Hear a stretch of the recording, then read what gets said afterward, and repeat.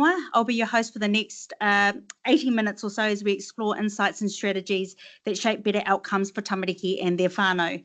Before we continue, I'd like to open with a karakia. Kia hora te mareno, kia whakapapa pauna me te moana, hei huarahi ma tātou I te rangi nei. Aroha atu, aroha mai, tātou I a tātou katoa, hui e, taiki e. Just a few housekeeping reminders. We have an impressive number of attendees joining us today. Most are online, and it's great to have you all here with us. This is a webinar event with a closed chat. If you have any further pārtai, please direct them to us and we'll leave the link at the end of the seminar. We are excited to present 3 thought-provoking sessions that intersect insights, practice and community voice. Our first presentation is by Dr. Tuong Nguyen. Tuong is a statistician with experience as a lecturer at Victoria University and in census methodology at Statistics New Zealand. At Oranga Tamariki, she leads projects using the integrated data infrastructure, applying advanced analytics, statistical modelling and machine learning to generate insights that inform policy and strategy for the wellbeing of children and young people. And I'll now hand over to you. Kia ora, Tuong. Oh, wow. Thank you, everybody. Yes, kia ora. Today I will talk about the prevalence of methamphetamine and substance use among parents of children in care. Starts with the motivation of our work. Since June 2024, wastewater testing has indicated a sharp rise in meth use. Meth consumption has doubled compared to the previous year. So this increase has attracted a lot of attention. Seeing here are some of the screenshots from the media. There have been lots of research done in understanding the nature of the rise from various government agencies. One research has found, however, no evidence of a corresponding spike in meth-related crime. At Oranga Tamariki, we have conducted 2 pieces of research. The first one was on whether increased meth use is linked to report of concerns, as around the same time last year, reports of concern to Oranga Tamariki rose by over 60% on average. Despite the rise in both, our research has not found a reliable connection between the two, meaning that changes in meth use do not consistently predict changes in report of concern, either at national or regional level. The other focus has been understanding meth and substance use among whānau of children in care, which I will discuss today. Please note that our analysis is limited to biological parents based on data available in the IDI. So for those unfamiliar, IDI stands for Integrated Data Infrastructure, a large research database maintained by Stats New Zealand, linking data from most government agencies to give a holistic view of people and households in New Zealand. It doesn't. Using IDI data, we calculated several measures on substance use treatment in general and meth addiction treatment, as well as meth-related offenses in particular. So we do produce each measures in 2 time frames. And as you will hear or see, either a measure within the past year or during the child's lifetime, up to a certain time point. Actually, due to the IDI data being behind, the latest time of these reports is as at the beginning of 2024.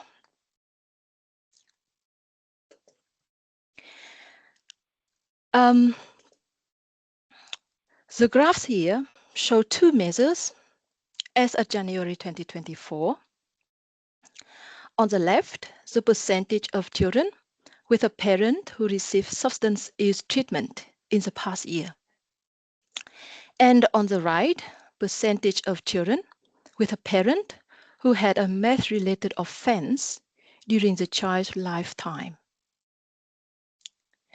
For both measures, children in care have much higher rates, about 10 times higher than the general children population. Specifically, 27.5% of children in care have a parent with substance use treatment, which is over a quarter. And nearly 14% have a parent with meth-related offense, which is about 1 in 7. So keeping in mind, these are just proxy measures. We can only count those known to the health or justice system. Then what about the trend? The graphs here show a steady decline in parental substance use treatment and meth-related offense from 2019 to 2024, echoing the long-term drop seen in our JUICE 2000 survey from 2010 to 2019. So that is a clear declining trend.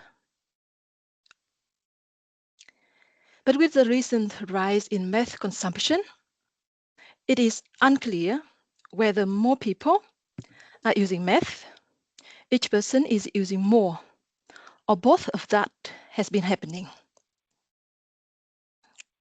We don't yet know if early 2024 marks the lowest point or if the rates will rise again afterwards. IDI data is still catching up and more research is certainly planned. What we do know, however, is that parental substance abuse, especially meth, puts children at greater risk of harm, as you will hear more from our next presenters. So meth's impact on Tamariki and whānau remains a serious concern, requiring collective and community-led action. Now we can look at how people access meth treatment through public health services. Currently, there are 25 dedicated meth addiction treatment teams across the country. Each year, these teams treat about 600 to 800 people. Although this number is undercount, as many people might receive detoxification or meth-related help from the general alcohol and other drug teams due to the complexity of the issues. It's hard, however, to check how many of such cases. As of January 2024, 270 parents of about 250 children in care have accessed these services. Nearly 40% of these parents had their first treatment before their child entering care. And just over half of these parents had their first treatment between care episodes. So this timing matters because it tells us when families are getting support. But it also raises an important question. Are these struggling families really getting the support they need? And is that support actually making a difference? That is why it's important to keep evaluating where possible and improving our services, especially our intervention and early prevention programs. By doing this, we can learn what works best to make sure families get the right help at the right time and ultimately support better outcomes for their whānau.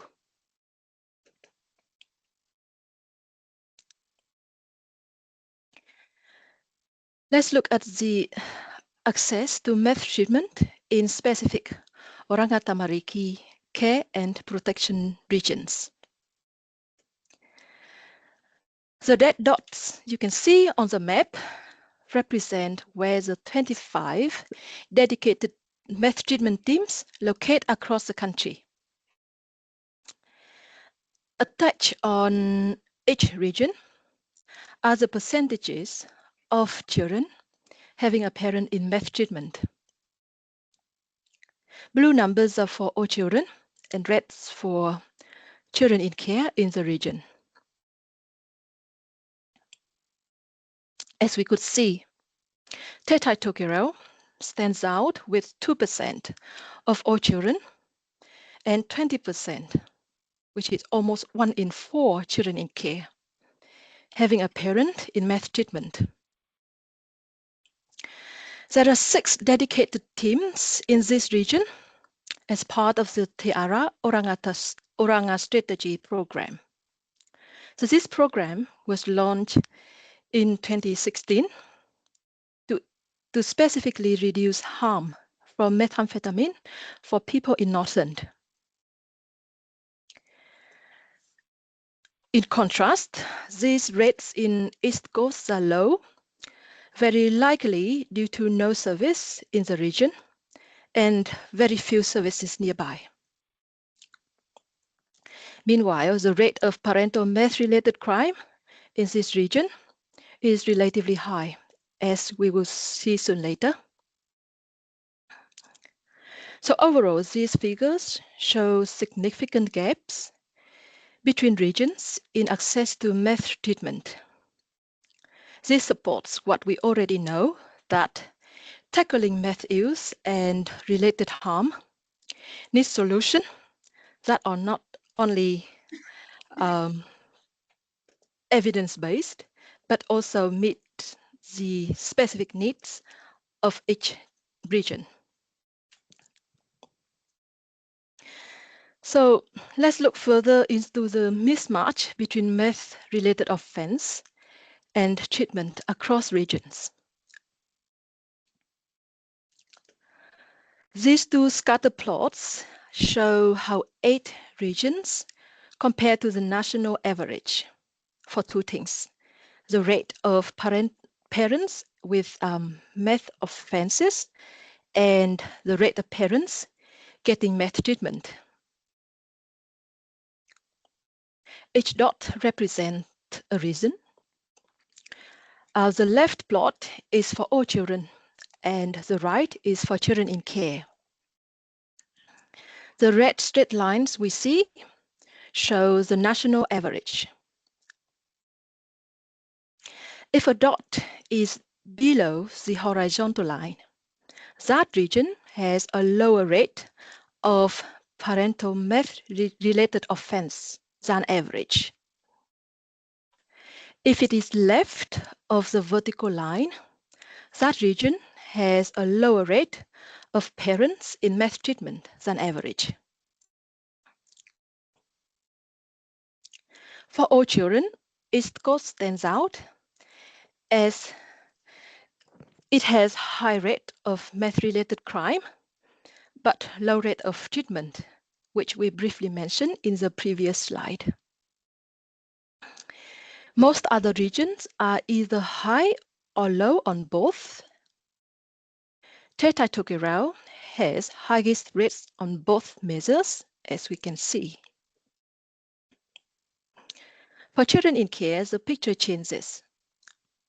Now East Coast, Wellington and Upper South, Auckland South, Waikato and Bay of Plenty all have higher crime rates, but lower treatment rates than average. So this shows us that some regions have more meth-related problems, but not enough treatment. This suggests that a one-size-fits-all approach isn't effective. Instead, we need to partner with local communities to design interventions that address their specific needs. And as we move forward, it's crucial that we evaluate, where possible, what works and what does not in each region, so that we can ensure our solutions and interventions are both effective and targeted. Oranga Tamariki and Health New Zealand are working together to look at addiction services in each region, and that work is happening now. So, to summarize, these are the key takeaways of what we have discussed. First of all, children in care have much higher rates of parental meth-related offenses and substance use treatment, 10 times higher than the general children population, to be specific. Even though we see a steady decline in these rates till early 2024, we planned to extend our analysis to understand what happens next and the impacts it brings. Last but not least, to tackle meth use and related crime, we need interventions that are targeted based on evidence and shaped by local knowledge. A one-size-fits-all approach will not work. We will work closely with local communities to find better solutions and keep checking what works in each region to make sure our efforts are effective. And that is the end of my presentation. Thank you for the attendance. Kia ora, thank you, Chuang, for that, that presentation. We're now. So do I have any more minute or? Should, yeah. Thank you, Chuang. We'll move on to the next presentation. And then if we've got some time at the end, we might come back for pārtai for questions. Thank you. So next up, we have Horiana Jones. Horiana is a registered clinical psychologist and team leader for Oranga Tamariki, Bay of Plenty and East Coast Clinical Services. She also runs Rapuhia Limited, providing psychology consultation and private practice.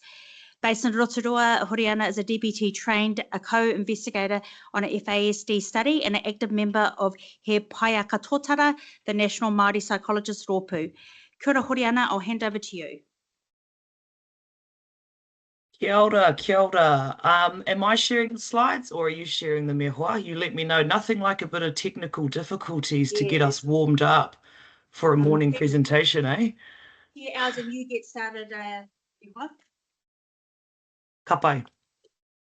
All right, kia ora tātou. I am going to be having a bit of a kōrero with you guys this morning about, I guess, the whakapapa that underpins why do we see methamphetamine use and substance misuse showing up in the populations that we interface with every single day in Oranga Tamariki. Ko au, he uri tēnei no te aroa waka, no tainui waka, tūhaurangi Ngāti Wāhia o Ngāti Tūwharetoa me Ngāti Raukawa ki te tonga. I whānau mai au ki Waikato Tainui, engari I noho ana au ki Rotorua nui a Kahumata Momoi. I'm a clinical psychologist, team leader psychologist. I live in Rotorua, born and bred in Waikato Tainui. To open up this kōrero, I would like us to have a little think about this whakatauki here. Hara hara a uta, hara hara a tai. Ka kore ngā rawa o uta, o tai he whenua mate. That translates to generally a loss of resources, a barren land. I want us to hold that front and centre as we walk through the rest of this presentation and get you guys to be thinking about how does that whakatauki relate to the kōrero that we're about to lay down. You might notice my beautiful background and the background in the back of the slides in front of you. That is a picture of arguably the most beautiful lake in the world, Tarawera. And that is my ukaipo. That's the place that I call home. So there's a reason why that picture is there and the picture is here, and we'll weave that back into the kōrero. Ka pai, we can move to the next slide. Thank you, Janet. So our previous presenter has done a beautiful job in laying down kind of what the data tells us around methamphetamine use in Aotearoa. It's also spoken to the fact that it isn't necessarily a clear representation or indication to what the actual rates look like for the whānau we interface with every day, and maybe not giving a clear depiction. I guess for myself as a frontline kaimahi, we see parents every single day that struggle with substance misuse. We see parents that have, unfortunately, may not have the care of their tamariki anymore due to those difficulties. And we see other whānau at the end of the spectrum that have been able to heal through their substance misuse and have retained the care of their tamariki again. It's really important to understand that methamphetamine use, substance misuse is not a lifelong sentence. It is a journey, and it is important for us to understand the drivers of why we see a population of people using substances in the way that they do, as it is a symptom, as opposed to it being a specific behaviour. So as we know, or we may not know this, but Māori are disproportionately impacted by substance misuse, and specifically methamphetamine use. We see higher rates in rural areas and areas where social deprivation are high. Why is this? It's because, and it can be linked to social indicators like colonisation, systemic racism, and intergenerational trauma. It's important that we lay down this kōrero. In the next slide, we're going to use our model to kind of dig into what we mean by that. If you could go to the next slide for me, Ehua, that would be awesome.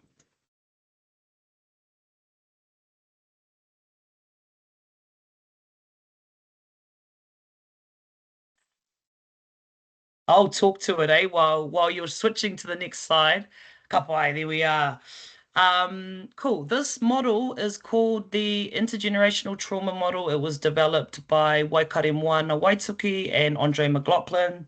This model sits within a intervention, a kaupapa Māori intervention that was developed for substance misuse. This model helps us to understand the picture of why. Why is it that we see a population of people disproportionately represented in substance misuse?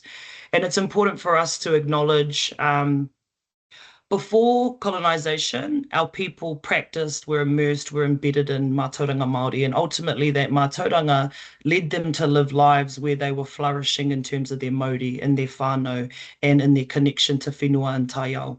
So what happened? We know that through the disposition of land, through attack on family structures, through attack on belief systems, and the introduction of disease, alcohol, and drugs, that it has shifted us as a people away from the things that we know help us to heal and help us to be well. So when we think about the colonial impact and then later against the current kind of footprint that has been left from colonisation, we see things like a loss of language show up in our people, a loss of knowing who and where they come from, a loss of connection to the things that have always brought us wellness, mai rāno. We see discrimination. And what we know is that as a result of that journey from colonisation and then the footprint that it has left, we see whānau Māori disproportionately showing up in all of the negative social indicators that we wouldn't want to be seeing, such as adverse childhood events, care and protection stats. I think the most recent stats I looked at for our tamariki and care is 65% of them identify as Māori. That is not on accident, and it is a result of this model that we're kind of laying down. And so when we think about substance misuse, it's important that we hold it against the backdrop of intergenerational trauma and the outcomes from that process. So we also know that racism weaves into that, and social deprivation. So you are 7 times more likely to use substances, to use methamphetamine, when you live in an environment where social deprivation is present, where poverty is present.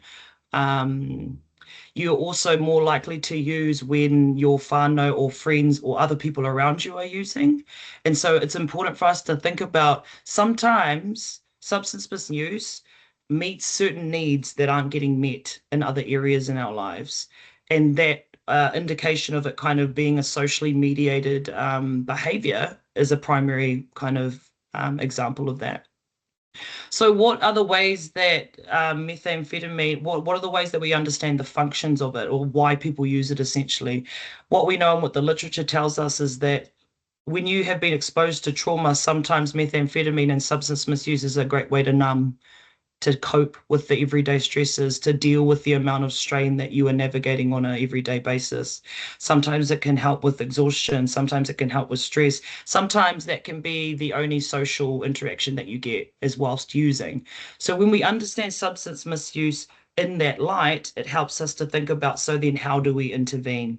So although methamphetamine can provide short-term relief, ultimately it becomes a cycle, a reinforcing cycle because it impacts on long-term harms. And if we shift to the next slide, we can think about, so what does that look like in terms of how it affects the brain and behavior? So when we use methamphetamine, what we know and what the evidence tells us is that it immediately gives you a significant boost in dopamine and other things that kind of go on in your brain that make you feel really good in the short term. And if we go back to that whakatauki around a barren land and a whenua that isn't thriving, we can think, if you in your life do not have much going on for you and constantly you are navigating stresses in everyday life, it would be good to have something to make you feel good. And the science tells us that methamphetamine immediately gives you a big boost of dopamine, which helps people to feel good. What we know, though, is that the long-term impacts of methamphetamine use are chronic depletion of dopamine. So what that means is that your brain gets used to it being provided, dopamine being provided externally, and then doesn't promote it or create it for itself. So ultimately, that impacts on our ability when we see a withdrawal from methamphetamine use, those feel-good hormones are not being released naturally, which can be really difficult for our whānau who are trying to pull away from methamphetamine use. We also know that if you have had those exposure to trauma in early life, it significantly impacts the way that your brain develops, responds, manages stresses, weighs up pros and cons, regulates emotions. So not only is that immediately impacting them in the here and now, we know that they're more likely to use if you've had exposures to complex trauma in your early life due to some of those areas that are impacted. We know again that in the long term, impaired chronic use of methamphetamine further impacts on structures of the brain, such as areas that are responsible for impulse control, empathy, and emotion regulation. When you think about that in the context of care and protection, those are pretty important skills to be a parent. We need to be in control of our impulses. We need to be empathetic towards our tamariki. We need to be able to regulate our emotions to be the best parents that we want to be. And the reality is that chronic and long-term use of methamphetamine strips away the fabric of us being able to do those things as parents. Kapai, so we'll move to the next slide. That's immediately what it kind of does for our brain. We've laid down the corridor around it's important for us to view methamphetamine as a way of needs being met. And so we think about, how do we intervene? How do we support? We need to shift from a mindset of us not having opportunity or access to things and methamphetamine or substance misuse being an answer to that, and shift more to the way we think about fulfilling life in other areas of our whānau's kind of basic needs. So a shift from barren to plentiful. How do we support our whānau to get their needs met in other ways so that there isn't a reliance on substances to fill those needs for us?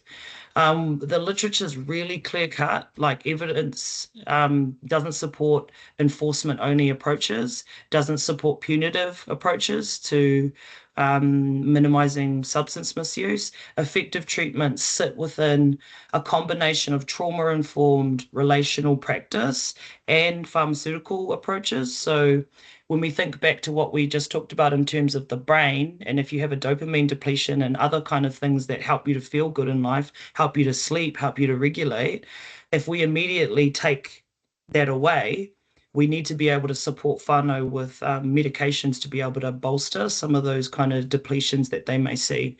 In combination with really intensive and meaningful interventions that are kaupapa Māori in their grounding and or are psychosocial. So they're not just looking at stopping substance misuse, they're thinking about the drivers of why we see substance misuse showing up. So what we know is that we need to be able to bolster well-being generally, and that it's not just about abstinence. Abstinence alone is not a sufficient enough intervention in order for us to tackle the problem that we see our whānau facing in terms of methamphetamine use. Ka pai.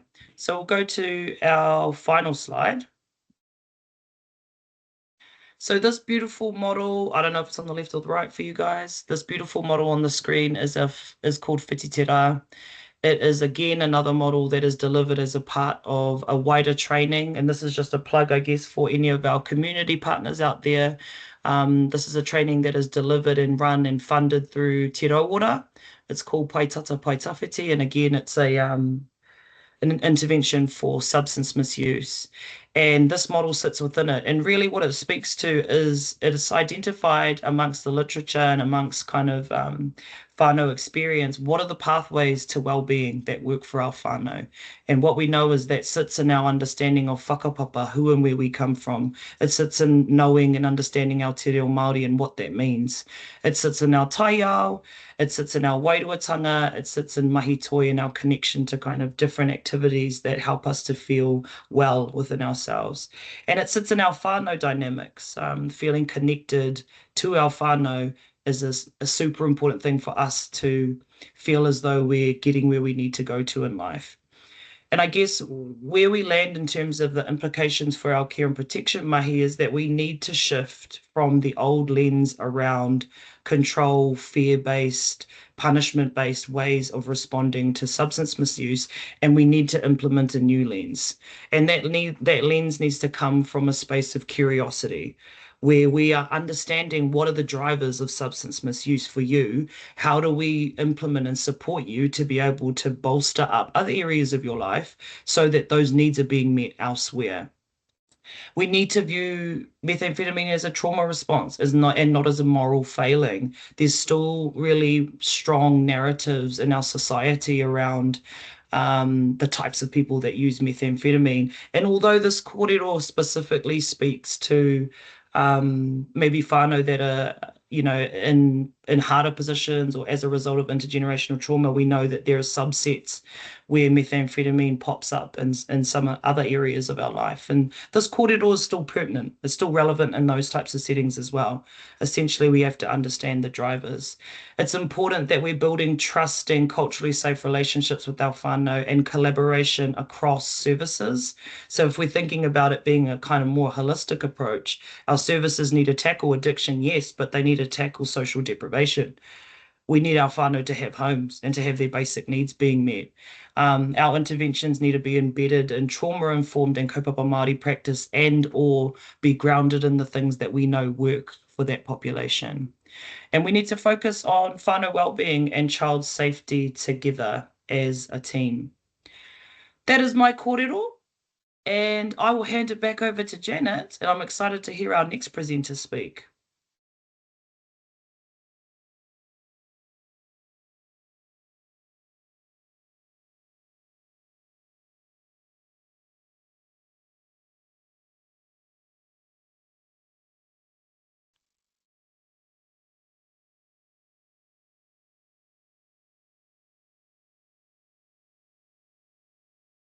Okay.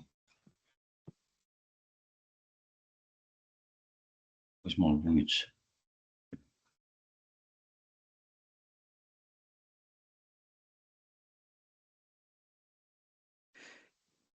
We can't hear you in the big room.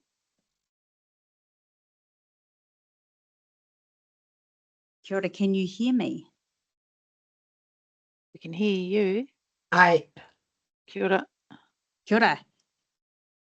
So Trina, Dennis and Kirsten, we have you here. We're just going to spotlight you, my friends, and then whilst we're doing that, I'll just go through with our introducing our presenters. Trina, Dennis and Kirsten are both from all from the Community Action on Youth and Drugs CAED service. And I'm going to actually not introduce them. I'm going to get them to introduce themselves because I think it's a really powerful pūrākau that they're going to share with us, and that'll come through in what they're saying today. Now, are we going to be able to spotlight our people? Otherwise, I'll just stop sharing. Trina, I might just hand over to you, my friend, and then your face will pop up as you keep speaking. Kia ora. Okay. Ka pai. Thank you, Ehua. Are we able to take the slide off as well, too, please? All right. Oh, ka pai. Oh, karawe. Oh, tēnā tātou. Ehua ma, Kirsten and Dennis, maybe we just do our koaio nohe, or koai koe nohe koe first, and then I'll go into what we prepared, eh?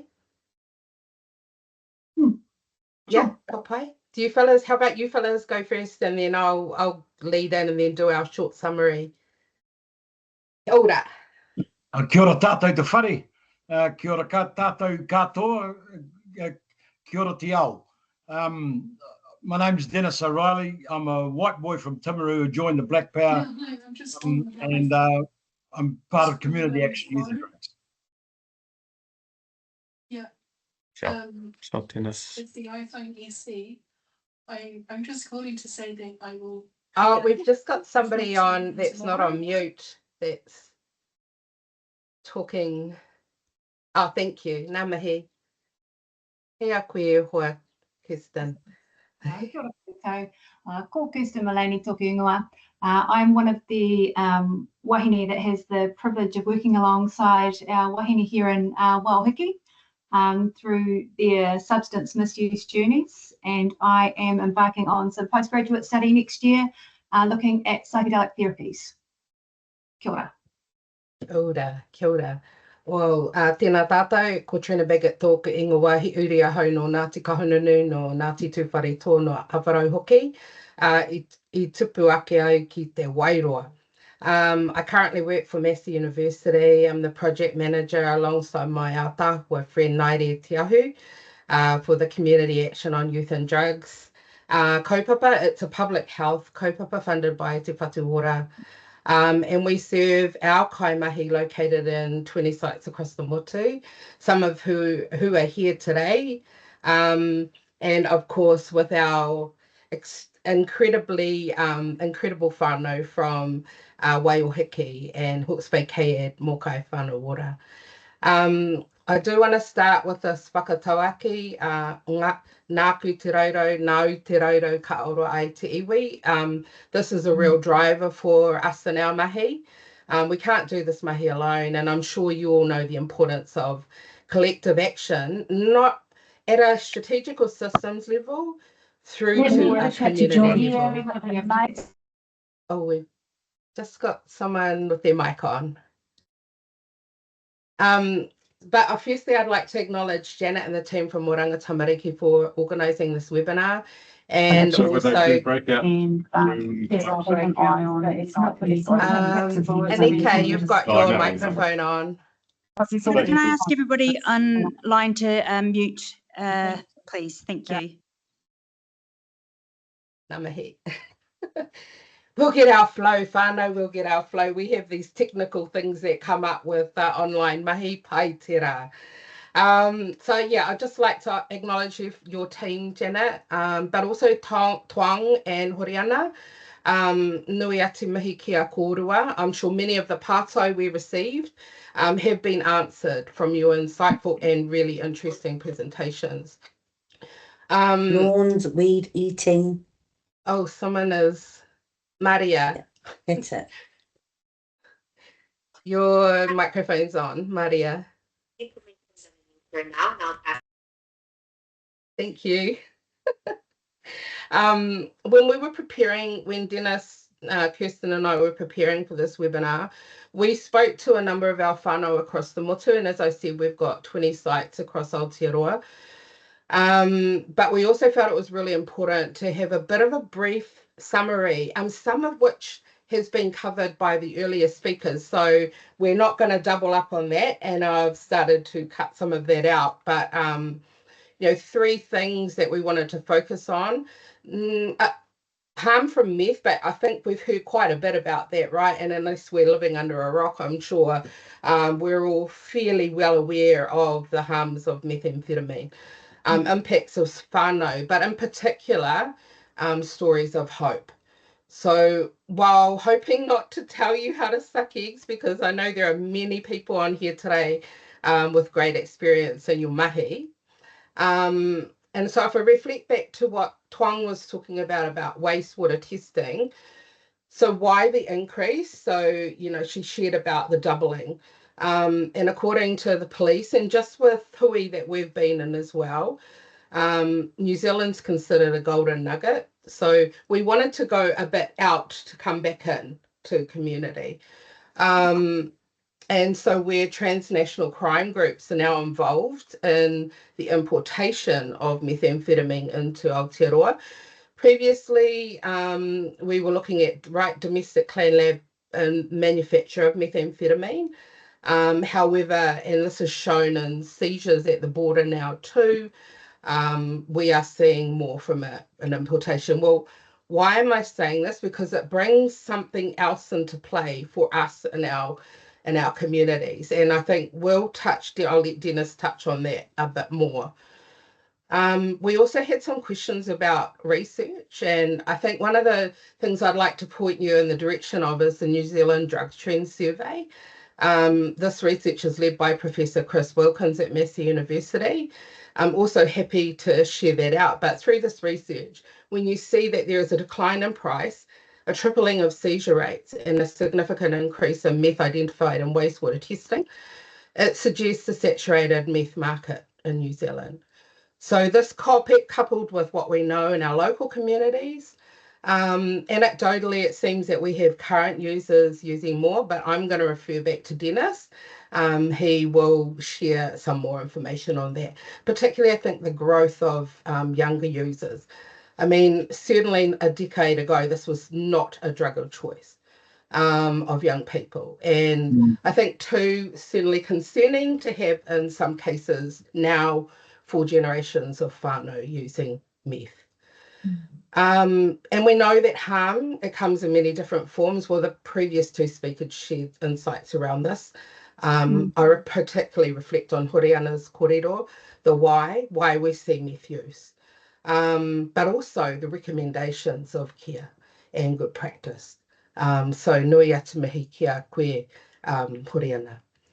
Before I turn to our rangatira Dennis and Kirsten, I'd like to share this pūrākau with you. There are 2 wahine Māori that I hold in high regard. They embody aroha whānau first and tūmanako and hope. I've anonymised the pūrākau to protect their identities, but this could be a story that resonates with you, or perhaps this could be your journey or the journey of your whanaunga or people you support. The first is of a nanny who stepped in at a time when Mama was unable to care for her tamariki due to their meth use. Along with other mokopuna and whānau members, they cared for their whanaunga through the many highs and lows of life and involvement of Oranga Tamariki.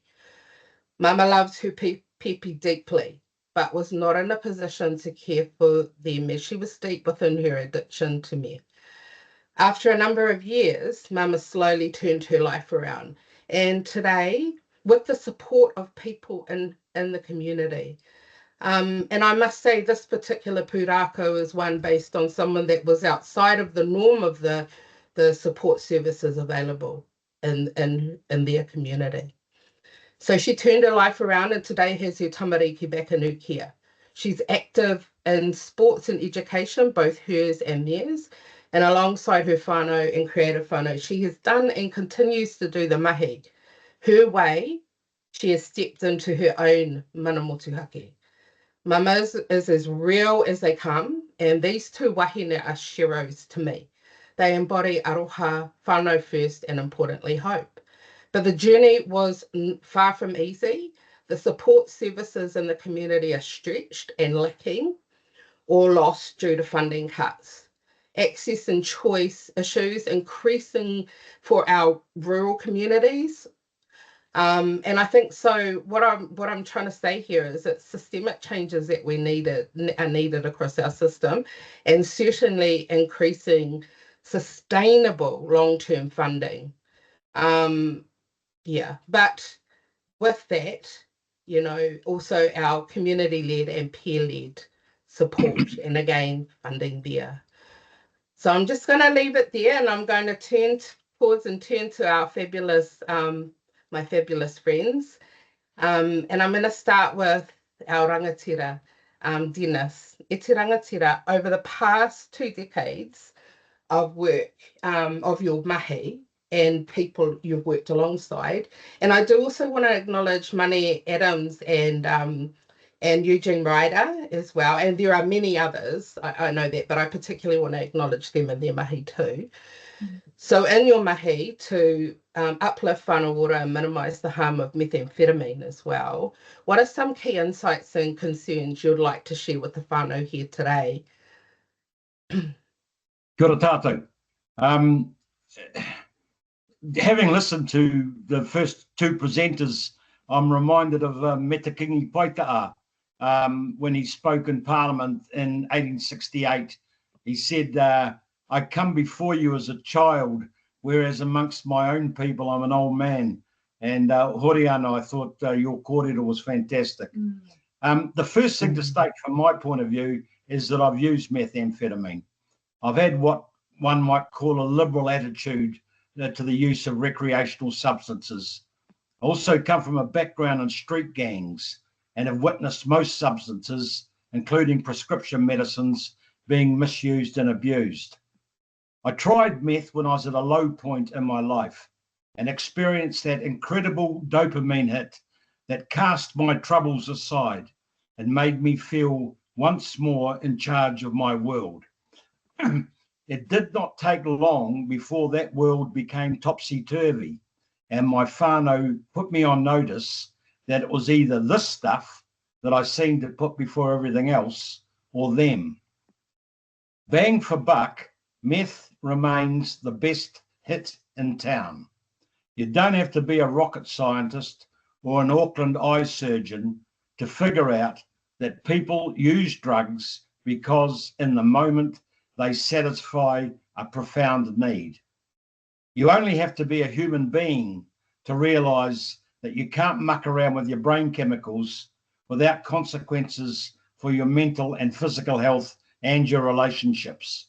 This is called lived experience, and it's why people who have walked in the lonesome valley of addiction and recovery make very effective change agents when working with others going through a similar predicament. It helps when others know that you know what you're talking about. It removes one layer of judgment. Besides feeling pressure from my horangatira and my kids, the penny dropped when my friend Honi Day, a Black Power leader, suicided after an intense methamphetamine-induced psychotic episode. Alcohol remains the most harmful and destructive social drug in Aotearoa. But meth, primarily I think because of its propensity to induce rapid addiction and its consequential interference with the natural uptake of dopamine, and Horiana related to that, causing a meth-related illness called anhedonia, wreaks havoc on relationships and whānau well-being. I described this illness, anhedonia, as muting the aroha button, cancelling the natural buzz we get when we are with our kids and loved ones. I identify anhedonia as the reason why previously loving mums and dads seem to turn into fiends almost overnight. And figuring out how to counter that and its consequential harms on Tamariki is the reason why we've gathered here virtually today. Having come to my senses, I realised that Huni's death, but one in a string of such suicides, was a harbinger of big trouble to come from the communities that I love. And with this realisation in mind, at Huni's graveside, I asked for permission from the assembled grand rangatira to take a stance against the substance that was taking our friends and family from us. I wanted to run an awareness campaign. In that highly emotional environment, they agreed. I do not believe they considered how committed and intense I would be. Even though people have threatened my life because I have interfered with their business or criticised their lifestyle, that permission has acted as a protective whāriki, and I remain grateful for it. In 2004, I went to the late Jim Anderton, at that time the Minister of Health, and told him that we were in for trouble. And this is how I ended up with KAD. Initially, we had 2 full-time equivalents, myself and a Black Power leader, Mane Adams, who had come to a similar conclusion as me. We called our initiative Mokai Whānau Ora. The poet Jimmy Baxter had a name for the community we loved: the lost and lonely, the homeless, prisoners and former prisoners, those with addictions and mental health issues, and gang members. Hemi called us the tribe of Ngā Mokai. May Christ have mercy on us when we die, the tribe of Ngā Mokai, who can do nothing well. May he keep us out of hell. Mane and I took off around the country, and using a participative action research tool called Whānau Future Narrative, we visited marae, prisons, tertiary institutions, community groups, and the Prostitutes Collective. If you want to know about current community drug use, always ask the local prostitutes. With the feedback, we constructed what we called the Antipodean Community Resilience Frameworks. Antipodean intimates not only our southern hemisphere location, but also the reality of our feedback. For instance, the intuitive social response with combating the supply of drugs is the war on drugs, attack, we called it. Similarly, as old as the biblical forbidden apple, the auto response is don't, just say no, as it were. We realized that in the war on drugs, the drugs are winning, and that, as Nancy Reagan's Just Say No program demonstrated, abstinence comes a poor second. Consequently, we created a matrix with a horizontal axis with attack at the left end of the continuum and embrace at the right, and a vertical axis with dissuade at the bottom of the continuum and persuade at the top. When we populated the model with the feedback, we found that most responses were in the persuade embrace quadrant. Embrace, we're on your side. Persuade, come, let's do this better thing. The model's 20 years old, but it's concordant with most research, such as the excellent Helen Clark Foundation, New Zealand Drug Foundation work, and broad international recommendations. Some people still want to march and protest against meth, but it's akin to the citizens of Kiev marching at night to protest Russian drone strikes. Similarly, rather than public meetings to express outrage, what we require is private meetings to express support and give help. Like extreme weather brought by climate change, meth is here, and we better learn to live with it, build resilience, and seek the least bad outcome. Kia ora. Kia ora e hoa. And I just want to build on from that. Over the decades you have, and you've touched on some of it in your kōrero, but I wonder about the approaches such as the Manawahine Hauora program, although we're going to person's going to go into that shortly. The rangatahi ora programs, the hapu kind of work at the hapu level as well. So how have your approaches changed? How have your and your team's approaches changed, and why? I think we've moved from that pathology model to a potential model, and I think Horiana expressed that, and we don't need to replicate it. Ka pai. We'll go straight into the mana wahine then. Kia ora e koa. So the mana wahine haura is a very successful kaupapa. You've been involved with mama, involved with methamphetamine and substance use in your community. So tell us about this mahi, some of your learnings and some of their successes. Sure. Ora. So listening to the previous kōrero, there is no doubt that this is a grim and serious situation, but from our perspective, I just want to let everyone know that there is hope. So when our wahine first walked through the door, the story we hear most often is methamphetamine. That's the drug that usually tips everything over the edge. But if we stop at meth, we miss the full picture. Almost every one of our wahine is a polydrug misuser, normally using alcohol, synthetics, or whatever numbs the pain fastest. And alongside that come behaviours that rip whānau apart, stealing from nan, screaming at the kids, and disappearing for days. Truthfully, many of them didn't choose to come to us. Some were given a clear message by whānau, get help or you're no longer welcome here.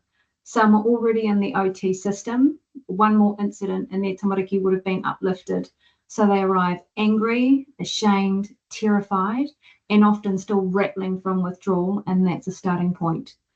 So we set up a program that was based around Sir Professor Mason Jury's Te Whare Tapawhā. We didn't want to pathologise methamphetamine or substance misuse. We knew that if we just labelled our wahine as meth addicts and threw them into a clinical type program, we'd miss the mark. Also, we all know addiction doesn't live in the tinana. It knocks down every wall of the whare.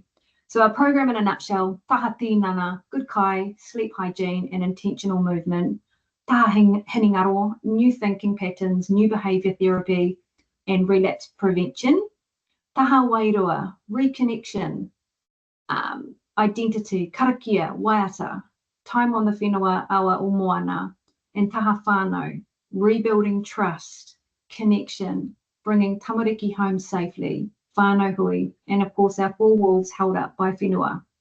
But the real magic wasn't the model on the wall, it was deciding that we would never pathologise substance use. We didn't want to spend our days hunting sickness, there was plenty of that. We wanted to grow wellness. So instead of asking, how do we stop you using, we started asking, what new habits do we build today to make the old ones feel too small for the wahine that you are becoming? However, it didn't start well. Our first tranche of wahine came to us. They were bleary-eyed, withdrawn, with all kinds of trauma. They were deeply mistrustful of this yappy, energetic chihuahua who was going to fix them, and I feel embarrassed saying that out loud. They were right to be mistrustful. With my A+ textbook knowledge of health theory, psychology, fitness and nutrition, how could I go wrong? Well, the answer to that was very. What I didn't take into account was that these wahine hadn't had any structure for years. Some had left school at 12, some had never worked, their lives were chaotic and in some ways hedonistic, but their brains were essentially broken from this methamphetamine poison. So implementing the structured program wasn't a good idea. It just made our wahine overwhelmed and resentful. So I walked in thinking that a program, structure and a bit of tough love would be enough. Turns out it was too much, too soon and in the wrong order. So the first few weeks were rough. Some stopped showing up, others came but sat with their hoods up, arms folded and eyes on the floor. And I felt like I was failing them and failing myself. I went home most nights questioning whether I even belonged in that room. One morning, I had the realization that this wasn't working, so I threw the rigid timetable in the bin, and instead of dragging them into my structure, I started asking what they needed to feel safe enough to even think about change. Some days that meant just sitting around, drinking coffee, writing, journaling, art therapy, talking or not talking.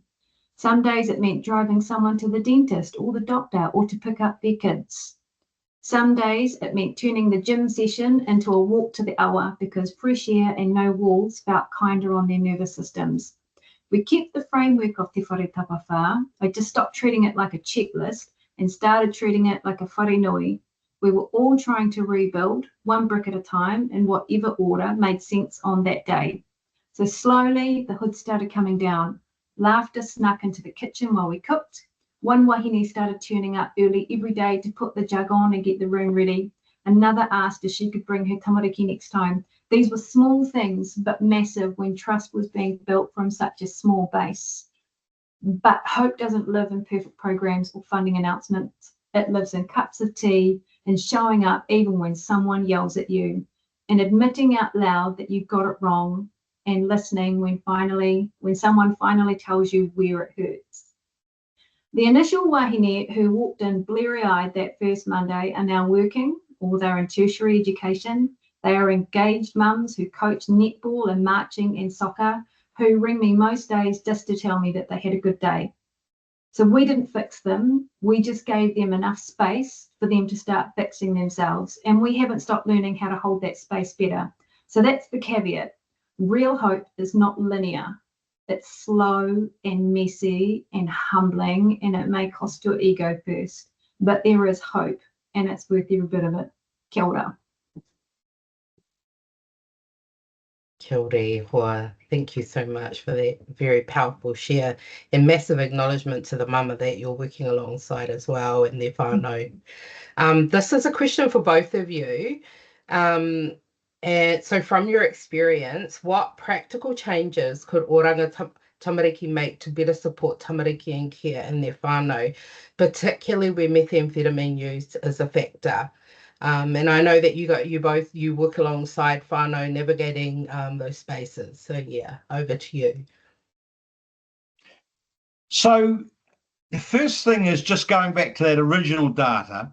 A lot of activity is actually under the radar. There are many families who intervene before it gets to OT because they're terrified about uplifts. When it gets to the issue of uplift, I've been impressed with although OT get a lot of crap thrown at them, I was impressed with the professionalism of the OT workers and the preparedness to work through, for instance, the tapawhā model in order for a solution for a specific whānau. The things that come up quite quickly are the need for immediate, often the family that are coming in to help do not themselves actually have very adequate resources. And so getting those fundamental things quickly, another bed, more food, clothes, whatever. A lot of these children, either through secondary ingestion of methamphetamine or the fact that they're still on the breast or whatever, are quite hyper in their own rights. And so medical care, skin care, and all that sort of stuff in the first instance. So there's just some real practical things right at the get-go, getting bank accounts sorted, getting food supplies sorted at that thing. Then I think there's the longer curve of once the children have started to stabilise, trust relationships have built up, there's that longer curve that starts to occur there, and we go back into pretty conventional support systems. Yeah, I've got nothing to add to that. The Oranga Tamariki workers that have come to us have always been the absolute utmost professionals, and they have done their best to work with whānau and with us to ensure that these kids are taken care of properly. So I want to thank all of you guys. Sure. Yeah, no, I think Dennis covered it already. Ka pai. We've recently discussed community-led responses and funding being directed into specific areas to minimise the harm of methamphetamine. What are 2 key recommendations you'd suggest to strengthen this approach? Well, for the funders to get away from the algorithm of thinking that there's some formula out there that can be scaled up and whatever. You're best. We are cellular at a community level. You know, we're an organic sort of thing, and so allow that to occur. It's discretionary effort that becomes the multiplier. So even if it looks like there are duplicate things going on in the community, just as water finds its own level, people sort out the people they feel comfortable with. So don't get agitated because there's more than one thing in an area, and just tap into that discretionary effort. Believe in the people that are already doing things, fund them, support them to the degree that you can. Have you got anything to add to that, Kirsten? No, thanks. Yeah. Yeah, no, totally. We're actually at our time now. And I Thank think God for that. But yeah, just a huge acknowledgement to you both and the mahi that you do, but also all of the whānau on here and whānau around the motu. We do have some recommendations, but I think we might just put probably the big one from our end is work together, share knowledge, information and resources about what worked and what didn't. You know, there are many of us on here today that are working to minimise the harm of meth and to uplift whānau water. So I think that's potential is what we're really striving for, right?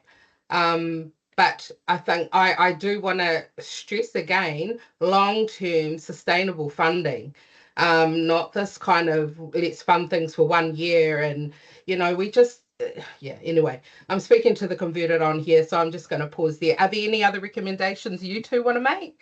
Well, just one thing. I think of the sort of words of Martin Luther King when it comes to resilience. If you can't fly, then run. If you can't run, then walk. If you can't walk, then crawl. But whatever you do, keep on going forward. And that's what we've got to do in this situation. Kia ora e wā. Karawe. Ngā mihi. And thank you all for joining today too. Over to you, Janet. Kia ora, kia ora. Kia ora. Thank you so much. Homai te paki, and those of us in the room, and as you can see, we have had a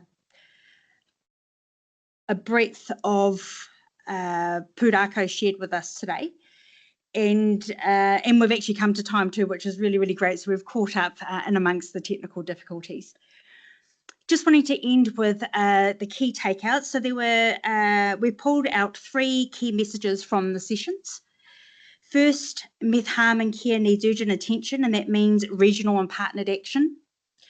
Second, it's time to move from punishment to healing, using kaupapa Māori approaches that put whānau wellbeing at the centre. And third, we need united community-led action to prevent harm and protect our tamariki. And these just aren't ideas. They're calls for us to work together. We also, what we heard from you, it was a lot of great ideas for future seminar topics. We've grouped these into key themes and we'll be working to bring these sessions to you. So stay tuned as we line up for the topics that you've asked for. Finally, thank you for joining us today. I'd like to give a huge acknowledgement to our guest speakers, to Twong, Horiana, Trina, Dennis and Kirsten. It has been a real honour and privilege to have you kōrero with us today. If you haven't already, please email us to join our mailing list, and you can also find all our publications in the link below. And once we've edited this particular segment with all the technical issues taken out of it, you will get a notification that that's up for you to have a look at. We look forward to seeing you at our future sessions, and I'll now close with our karakia. Janet, before you close, if we have questions, where do we chuck those? Yep, sure. Thank you. If you can email us on the research email inbox, and we can forward those to the researchers to the presenters directly. Ka pai. I'll just end with the karakia. Unuhia, unuhia, unuhia ki te uru tapu nui. Kia wātea, kia mama, te ngākau, te tinana, te wairua i te ara tangata. Koiara e rongo whakairea atu ki runga kia tina, huie tai ki e. Thank you, everyone, and go well. And we look forward to talking with you soon. Kia ora. Kia ora. Thank you.